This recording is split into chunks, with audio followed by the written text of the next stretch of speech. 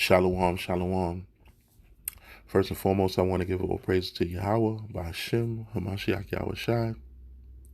I want to give a strong shout out to the mighty brothers out there pushing this truth, sacrificing their safety, time with their family to go out and do the Lord's work and preach the word to the lost sheep of the house of Israel. I also want to give a shout out to the Aquath out there, the sisters, that's, supporting their men, reverencing their husbands, keeping their homes in order, being a guide and a support of stability to the men in these hard times, teaching their children in righteousness, raising them up in the ways of the Most High. I also want to give a shout out to the brothers and sisters that may not be out there, but is still doing their part to the best of their abilities. No matter what is at their access, they're spreading this word and waking up the people. I want to say shalom. I want to bring this to you real quick. We are on the precipice of Jacob's trouble, and we see it now with even more clear with the implementation of this vaccine that's coming, and it's here, whether you know it or not, whether you've been caught up in this election or just some of the Black Lives Matter folly that's been going on around, World War III heating up in between China and India and Russia, all these so-called fake peace treaties between Israel, the Amalek that's inhabiting our land in Israel, and Ishmael, Saudi Arabia, all these fake peace treaties. Whether you caught up in those things, there's a situation at hand, which is Jacob's trouble, and it's coming fast. Like a unmanned locomotive is coming at us, and they are ready to implement this vaccine. And as you see, this has already been the hottest summer on record. And according to them, initially, when this coronavirus actually broke out, they said the hotter months would kill the vaccine. But as you see, it's just picked up, right? And as you know, the hotter months, if it didn't kill it, and everything that people are dying for is related to COVID-19. There's no other deaths of natural causes of anything. It's only COVID-19. It's only going to get worse when the cooler months come. Because what month is coming? What is the season that's coming? Flu season is on the rise, right? As we get into the colder months.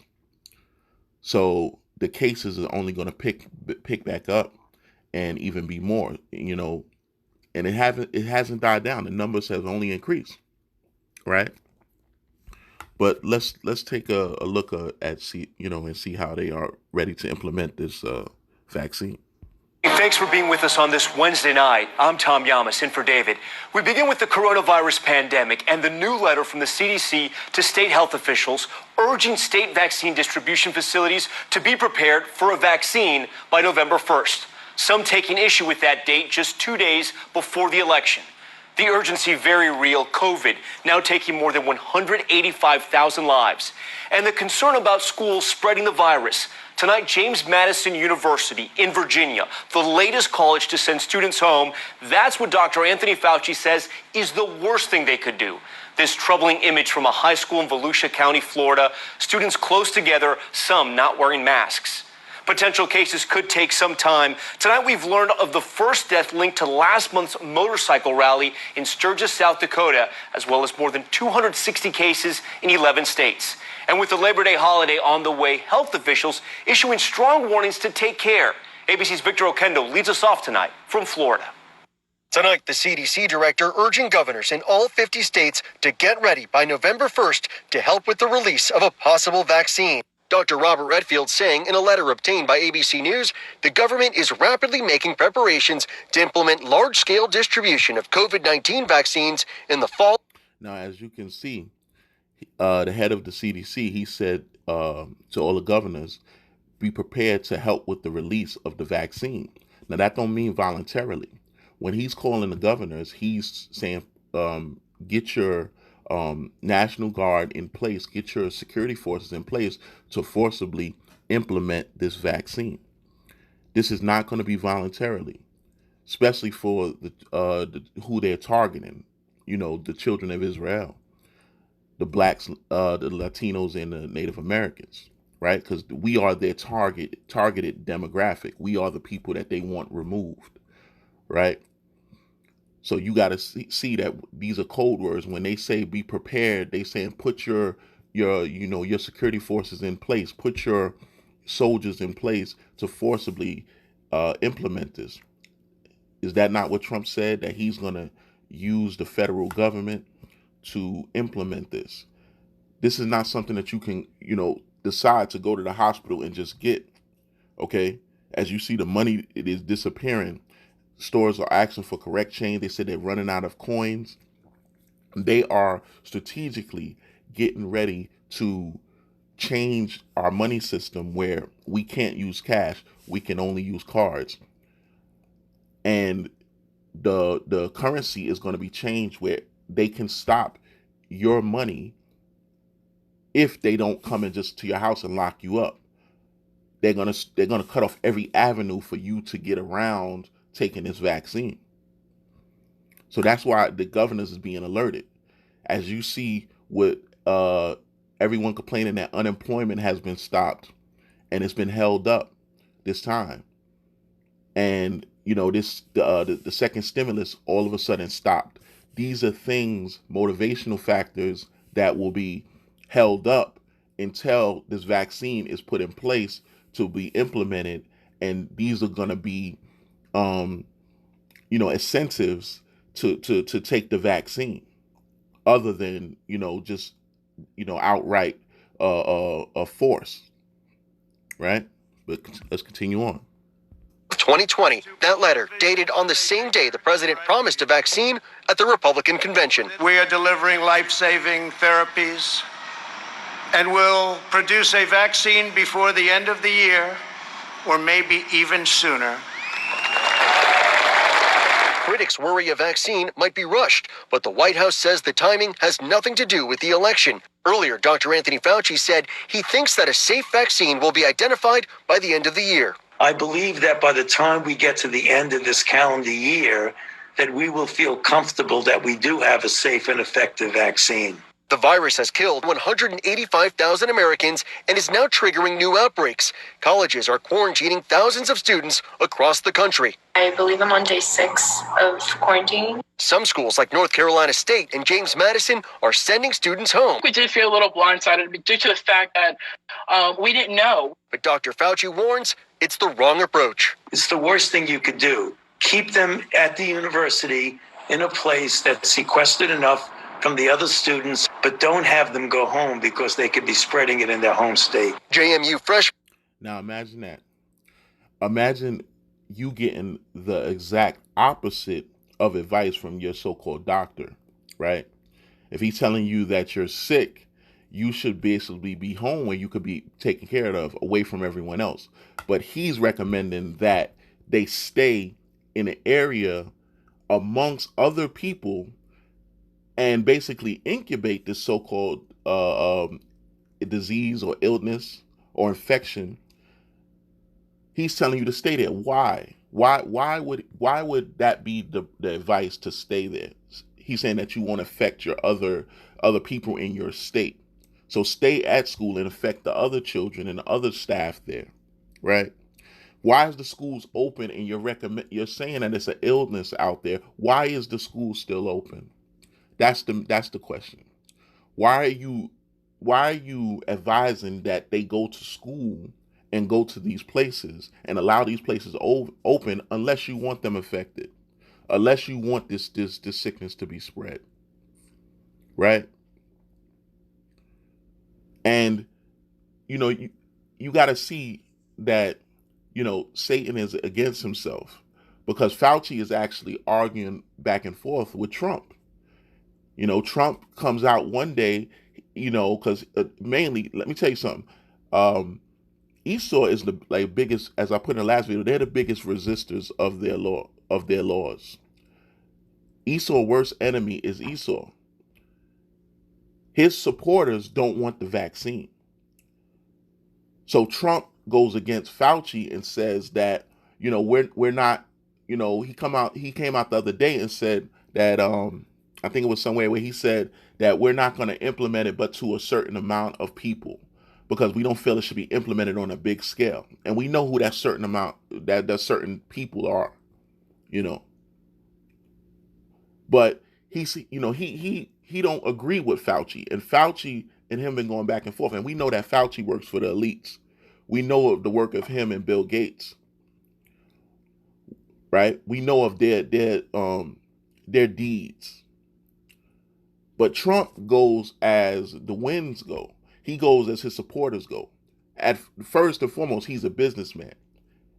So he wants his support. He want to go with his supporters say. And those Trump supporters are the non-mask wearers, the ones that will not take any vaccines, the ones that don't want to give up their guns, right? The so-called want to make America great again. But the elites have a bigger goal. They want to reduce the population. They want it to be one population, one set of people under one ruler, right? Continuing on.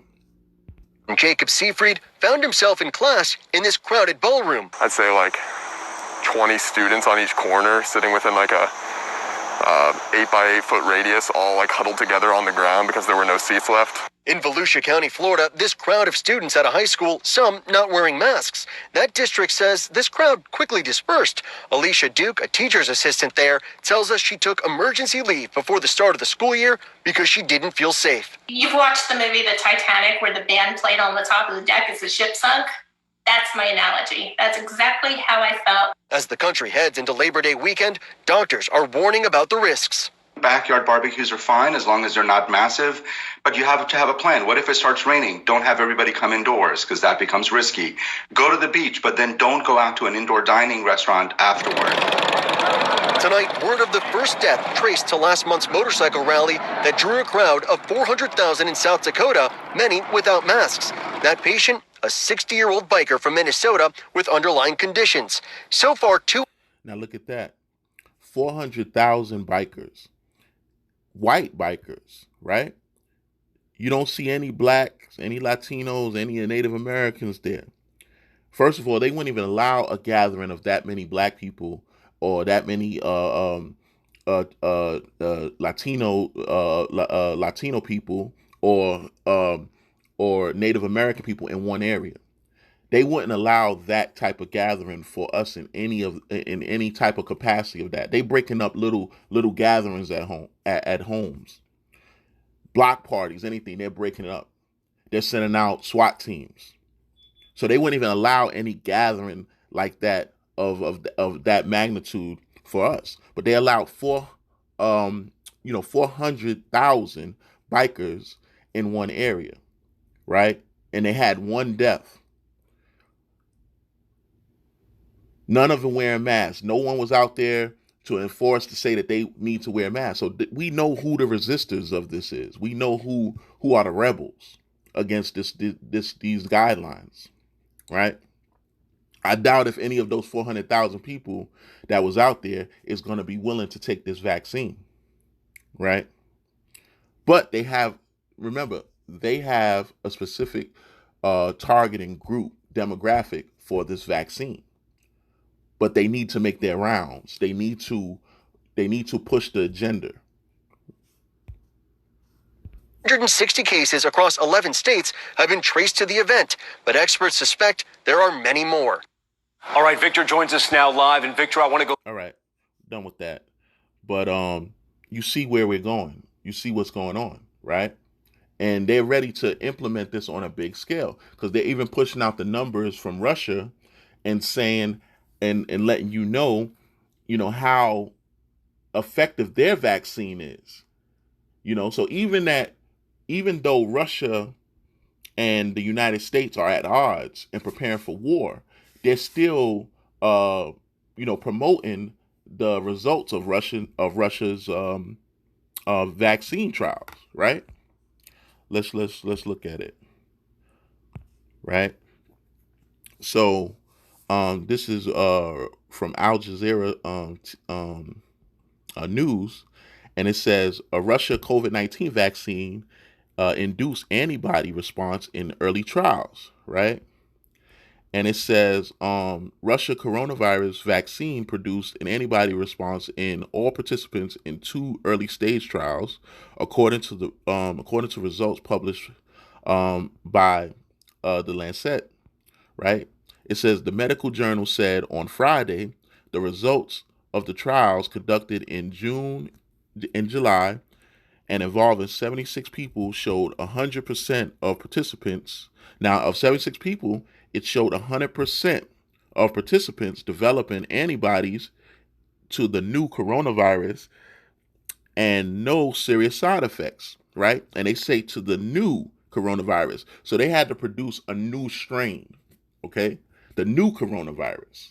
So they have a new strain that's even worse than before because they need to come up with something. They're not just doing the trials against the coronavirus that everyone has had. They had to produce a harder strain of this to test it up against their so-called vaccine, right? Reading on. It says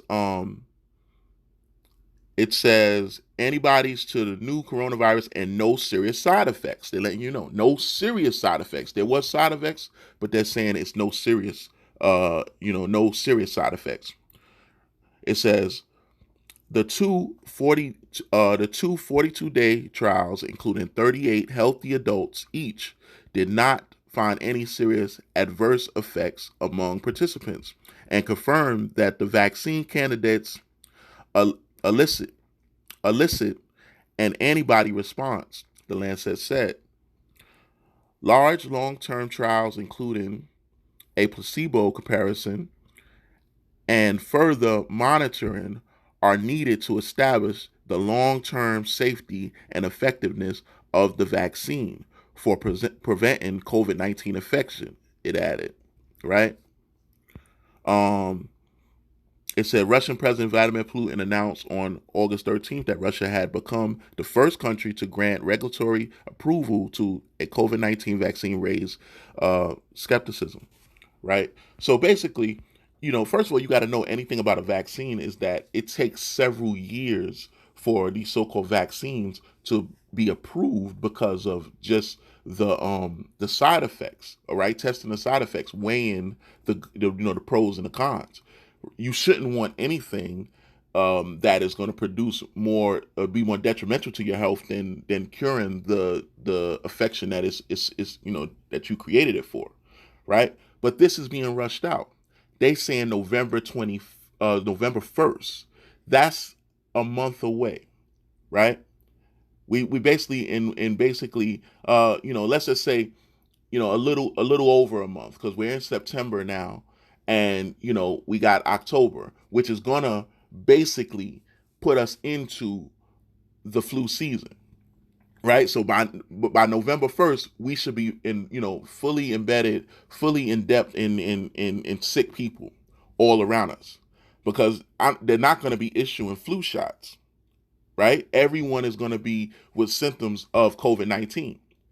Where normally you go to your local Walgreens or CVS or your local hospital and get a flu shot, they're not going to be giving it to you. So people are going to be walking around, puking their guts out, sneezing, coughing, red eye, all the so-called symptoms of COVID-19. That's what we have. That's what we are being prepared for. And then we get to the point of who is going to be the worst in this category. Who is going to be the most affected demographic in every single thing? We, like I said, we are not the resistors of these laws. So we are out there wearing masks. A lot of us are staying home. We're taking you can see a lot of our people have been resorting to staying out of fast food places, have been taking more natural foods, making home tonics, things like that, being more health wise. But yet we have continued to be the more affected of this COVID-19, right? What did Bill Gates' wife say? That the first people that should get this vaccine is um, health workers and African Americans, or minorities rather. I forget the exact term that she used, because we don't know how to wash our hands. One of the most insulting things that was ever that I guess is said, she just well called us a bunch of niggas and spics. You know, she said we don't know how to clean ourselves. That was her statement, right? So she said we should be the first one. These are people that don't use wash rags, right? They don't even use wash rags.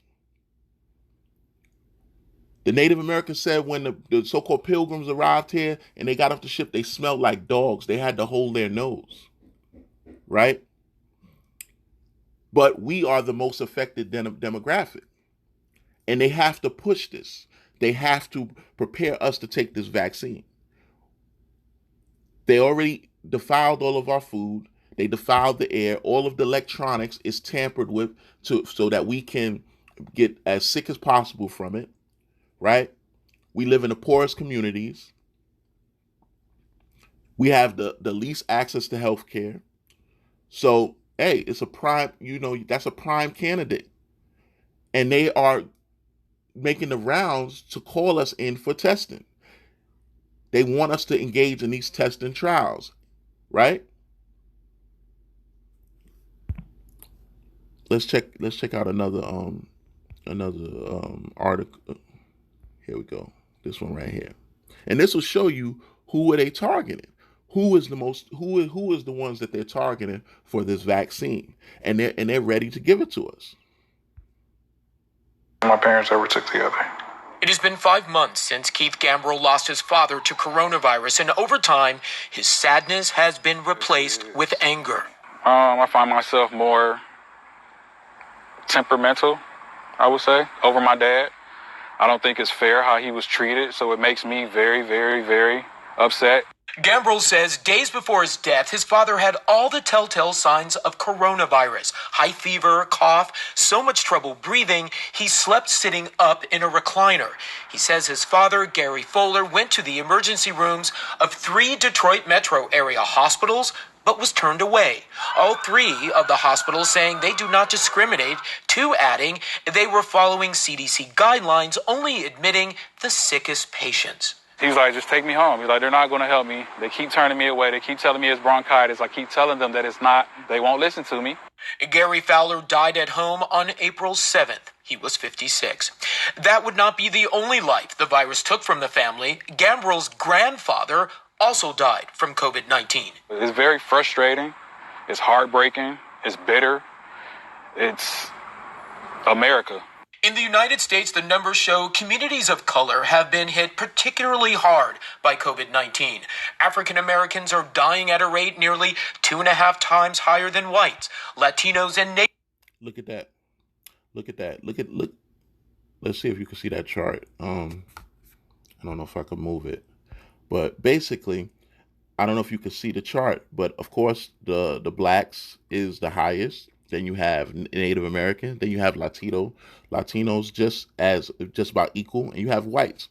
Now, but you have 400,000 white people that was in, or Edomites that was in North Dakota at a bike rally, and only 1 died.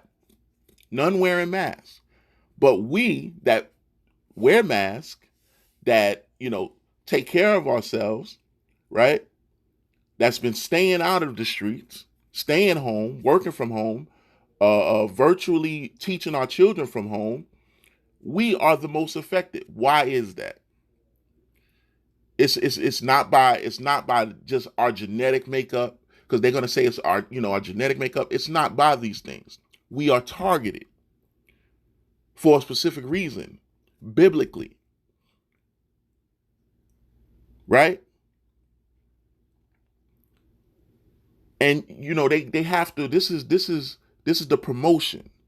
The media plays a huge part because they have to show this. They have to show the anguish and pain of our people. They have to show, and I'm sure anyone that's looking at this can think about someone that died in somewhere around their circle that was connected to COVID-19. No one is dying from anything else. Every person is being diagnosed with COVID-19. Even George Floyd, after he was killed, suffocated by the police officer, they released that he was, infected with COVID-19. Everyone has it, according to them. Every one of us. And we are that specific demographic that they want. And they must promote it. They must set up, set up the stage. They must prepare the props to implement this vaccine on us, right? Native Americans are dying at a rate more than 1.5 times higher. There is a inequality, a social injustice, if I may describe it as, that has existed in this country for several decades. All COVID-19 has done is really just brought it to light. Dr. Ismail Porsa is the CEO of Harris Health System, which serves a predominantly minority population in Houston. Health experts say a number of factors put communities of color at greater risk when it comes to COVID-19, including exposure at work, living conditions, and chronic health conditions. The solution is improving the economic conditions of the populations. Because when you do that, he's saying that the improvement of economic conditions will help prevent us from getting this disease. So do you see that happening? Because it hasn't happened since we arrived on the shores. So that means if we can't be equal to our Edomite counterparts, then we will continue to die from this disease. Does that make sense? So there's no win for us, right? Because he's saying that the vaccine basically won't help. He's saying that our conditions make us susceptible to this vaccine, right? It makes us the highest risk. So everything they're saying about this vaccine with us is he's actually basically debunking that, because he's saying that it's a total injustice of the healthcare system that we're more susceptible to diseases and diseases like this and infections like this. So us implementing the vaccine to us will only continue, the injustice. Especially we not knowing what the vaccine has in it.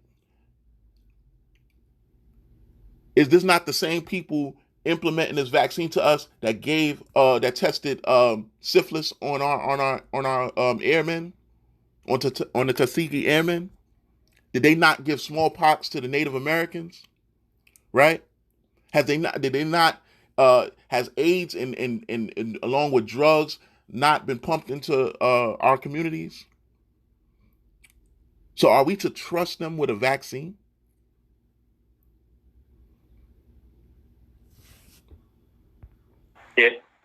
By doing that, you really are addressing everything else that befalls that population. How does this feel walking like this now?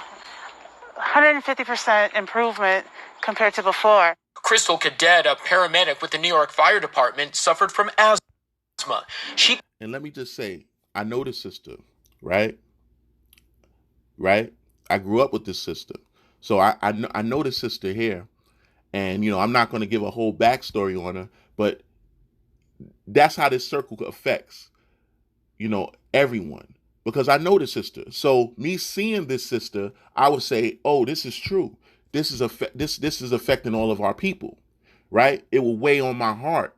It would say, man, if she's going through this, then I can go through this. And maybe we should look into this vaccine. So this is how they play on you, right?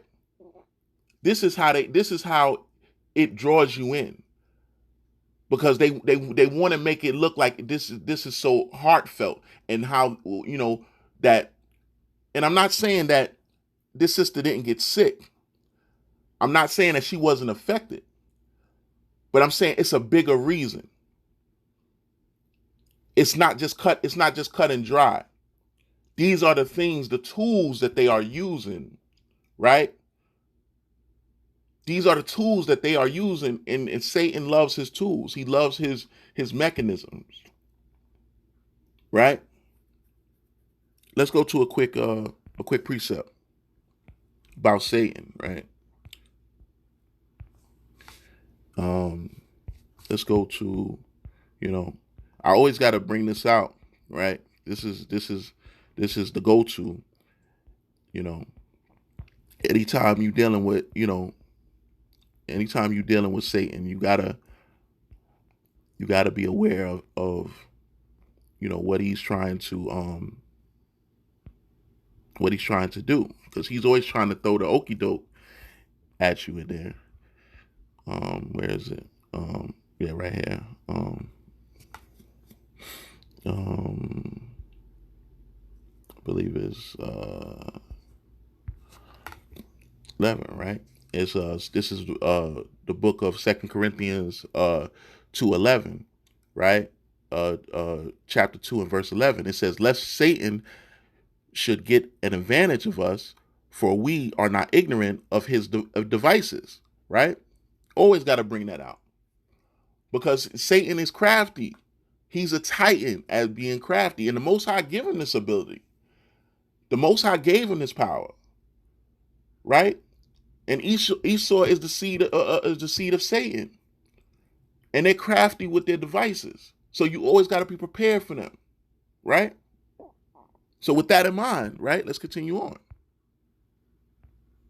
She contracted the virus in March and ended up on life support. Everybody pushed to make sure that I was given all the care possible. Cadet says were it not for her mother, who is a nurse, and the fire department, her outcome could have been drastically different. I think without that support, there would have been a level of ignorance and blindness about what I needed. Gambrell says he knew what his parents needed. The day his father died, he says his mother, Cheryl Fowler, was turned away at one hospital. The nurse looks at my mother and tell her, ma'am, there's nothing we can do for you here. Go home, drink tea, take Tylenol for your fever, get to a hospital if you feel like you really need to go to the hospital. Like, we're here for a reason, lady. Gambrell drove to another hospital across town where she was admitted and soon needed a ventilator. She survived. He and his brothers also ended up testing positive for COVID-19. One day I can have my taste buds, one day I won't. Gambrell says he has come away from the experience with the belief that if his parents had been white, they would have received better treatment. They wouldn't have been sent home to infect everyone in the household if they were of another race. Now Gambrell says he is speaking up for his community and his family. I took my sadness and kind of made it into anger, but pointing that anger in the right direction, trying to get this story out there as best as I can for my mom, my dad, and my siblings, and just trying to make a change. And they've been, he said if his mother wasn't white, or if his people wasn't white, they wouldn't have been sent home to affect everyone else. That's exactly what their plan is, because if they label you as being a carrier, right, and even if you're healing from it, they're tracking everyone around you as possible carriers, right? The tracking system, the apps is already in our phone. If your phone is constantly updated, you can go on Google and see the tracing mechanism in your phone. It's already been implemented. So we already been targeted. We already been labeled as to who has it, I believe one of the brothers said he went to the hospital and they said that he already had it, but uh, he may be acceptable of getting it again. So they're obviously tracking. They're tracking everyone to see who has had it, who they've been around, and they know who to go after, right? So if you think that because you haven't had it or you haven't shown up or you haven't been anywhere, they don't know who you are. They know exactly who you are, right? And I didn't want to make this video too long. I just want to bring it out. We have to continue to prepare. I do want to go into a few precepts before we go, just as relating to this. I want to go to let's go to the book of course, Second Esdras. Let's go to Second Esdras 16, and let's go to 68. I believe that's the one I want.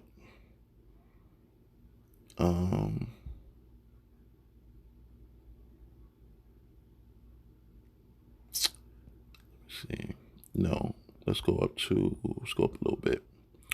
Might be 50. Let's see.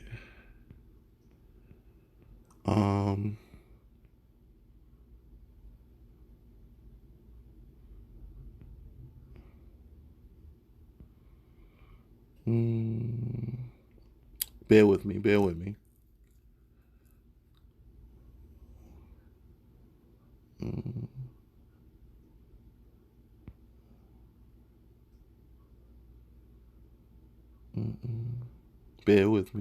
Give me a second. I'm trying to see if this is the one I want.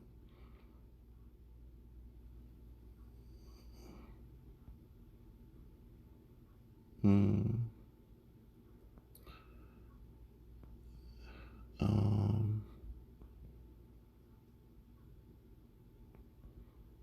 don't think this is it.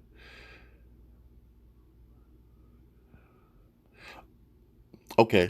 Yeah, this is it. Second Esdras 16 and 68, right? And just in these times, we got to know that when they come, as he said initially, the head of the CDC, that he alerted all the governors basically, and he alerted the governors to prepare for this vaccine, and the governors are going to be alerting the National Guard. They're going to be alerting security forces that they have to go out and implement this vaccine, because once it come out, they're not going to allow you to endanger other people. So that's when it's going to be this army that's set up against the children of Israel. And you already see the targeted demographic, right? And this is Second Esdras 16 and verse 68. It says, "For behold, the burning of wrath of a great multitude is kindled over you." That great multitude is Esau, right? And it says, "And they shall take away certain of you and feed you, being idle, with things offered unto idols." So they're going to feed you defiled things. They're going to give you defiled things. They're going to give you things against the Most High, right? They're going to give you things that you would never take into your body, things that you will refuse, right? And it says, "And they that consent unto them shall be had in derision and in reproach and trodden underfoot." These are the people that's willing to accept the virus, the vaccine. These are the people that's going to go willingly. These are the ones that's going to be part of the tracing system. That's going to tell where other Israelites are, right? It says, "For there shall be in every place and in the next city a great insurrection upon those that fear the Lord." Who are those that fear the Lord? The children of Israel, right? And it's going to be, you're not going to be able to go nowhere. You're going to be constantly fleeing. You're going to be as pilgrims. We're going to be going from one place to another. That's how we've been throughout the Bible. We had to flee, right? Verse 71. "And they shall be like madmen, sparing none, but still spoiling and destroying those that fear the Lord," right? And it says, "For they shall waste and take away their goods and cast them out of their houses," right? Taking away their goods is everything that you so-called value in this society, in this place. Your cars, your credit, your bank account, right? Anything of value, any stocks that you have, anything, come and throwing you out of it. It was a video of a brother that they was trying to remove him from his car, right? Everyone that believe in this society that they own anything in this place, you own nothing while you're in captivity. So if you are refusing a vaccine, they have right to not only arrest you, but take everything you own. You are a commodity of the United States government, right? It says, verse 73, it says, then shall they be known who are my chosen, and they shall be tried as the fire, as gold in the fire, right? So that's where it's going to be proven who is his elect, who is the chosen out of the 2/3, right? And the 144 will be established, right? Let's go over to the book of Revelations. I think I had it on. Right, right. And we're gonna go to Revelations chapter 6, and we're gonna start at 10, right? And they cried with a loud voice, saying, "Well, I'm gonna start from 9. Excuse me. And it reads, Revelation chapter 6 and verse 9. And when he had opened the fifth seal, right? And we are in the fourth seal right now, going into the fifth seal. And the fifth seal will be basically Jacob's trouble, right? That will be the beginning of Jacob's trouble, right? So it says, and when he had opened the fifth seal, I saw under the altar the souls of them that were slain for the word of Yahweh and for the testimony which they held, right? So these are the people that's going to stand firm. These are the men that's going to be sacrificed, right? Right? These are the ones that will stand in the time of insurrection against this. Being forced, being beheaded, being hung, being killed, being shot, dragged out of their homes, right? Not the ones that gave in, not the ones that decided to take it. Even if you are held down forcibly, right? Verse 10, and they cried with a loud voice, saying, how long, O power, holy and true, dost thou not judge and and avenge our blood on them that dwell on the earth? Right? So they're going to call out to Yahweh, right? They're going to call out to Yahweh by Yahweh Shai, right? So they're going to call out to him, and they're going to say, when are you coming for us? We need you. We need you. Right? And verse 11, and white robes was given unto every one of them, and it was said unto them that they should rest yet for a little season until their fellow servants also and their brethren and should be killed as they were should be fulfilled, right? So that's the 144 being established, right? It all has to be fulfilled. Every one of them has to be slain until it's formed, until the prophecy is completed and the 144 is established. And it's going to be the hardest times that we ever experienced.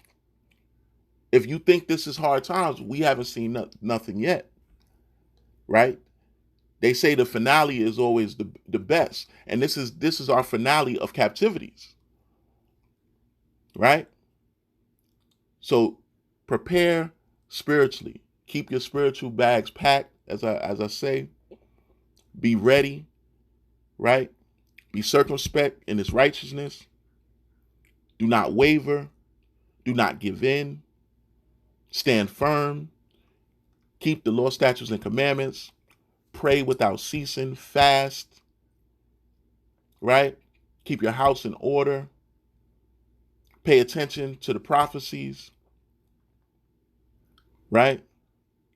Because hey, Yahweh is He's making it known to us. He's making it crystal clear to those that that he has placed his spirit on. Those that he haven't, they don't know what's going on. And with, they say with um, you know, it comes a great responsibility with this understanding that has been placed on us. So by you just knowing, it's not enough. You have to know and operate accordingly.